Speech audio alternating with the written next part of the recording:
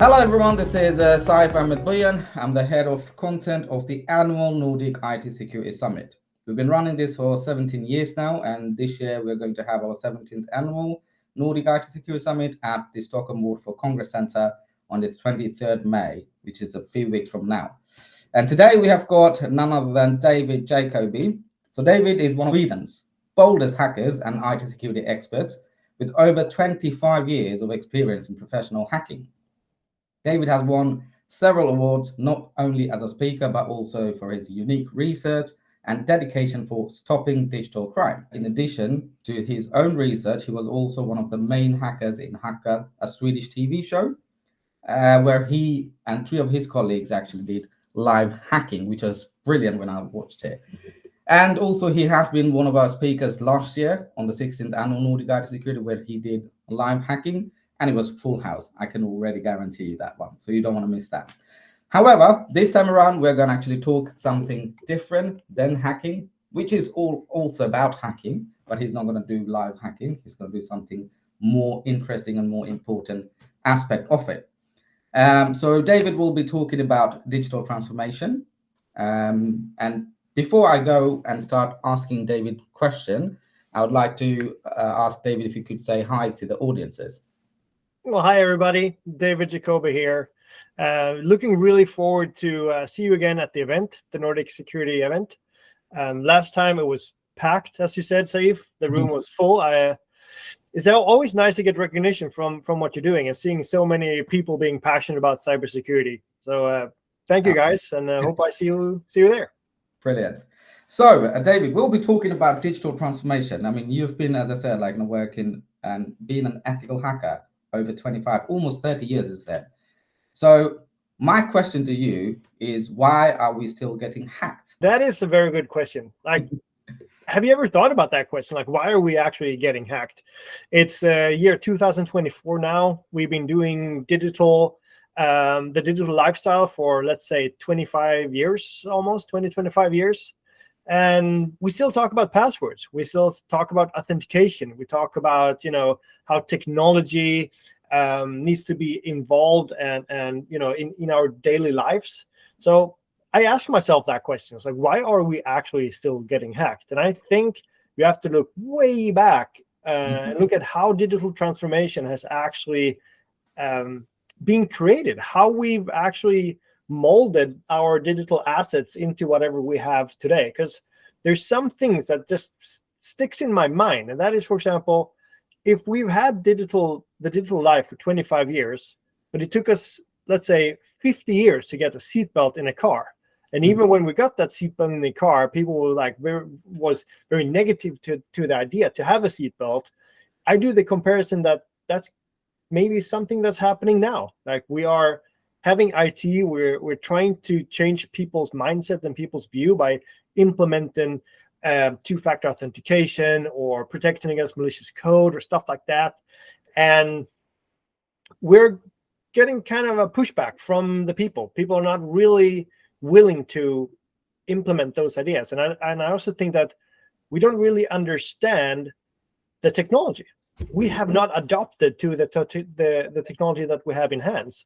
So the presentation that I'll be giving is, I shouldn't say a history lesson. It is about, how do you say, the philosophical view of cybersecurity.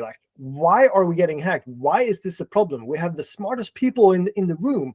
We have the people with the most budget. We have the coolest technology, but we are still getting hacked. Why is that? Why is that happening? Well, we cannot wait to hear more from you, but obviously it is more of a teaser, so we don't want to give too much out right now. But obviously, we have already talked about it, and when you mentioned it, I was really excited about it, and I'm pretty sure all our audience will be very, very happy to hear from you. So my next question to you, David, is how has digital transformation changed the IT industry? I think it changed the IT industry in such a way that it started to affect our lives. And when I say that, I mean, if you look at digital problems, digital threats and consequences, it hasn't really changed or affected our personal lives yet. But digital transformation actually made us as humans vulnerable and insecure. I think that's the problem. Like, digital transformation is something that we can praise because we've solved a lot of cool things. Like, we invented a lot of good things that really helped humanity, but at the same time, it also affected humanity. And I think the transformation that we're experiencing is that if we would do the same thing as we do in the digital world, if we would do that in the physical world, if we would sell security, for example, in the same way in the physical world as we do in the digital world, people would literally die. And that's because we're trying to live this in the same way in the digital world as we do in the physical world.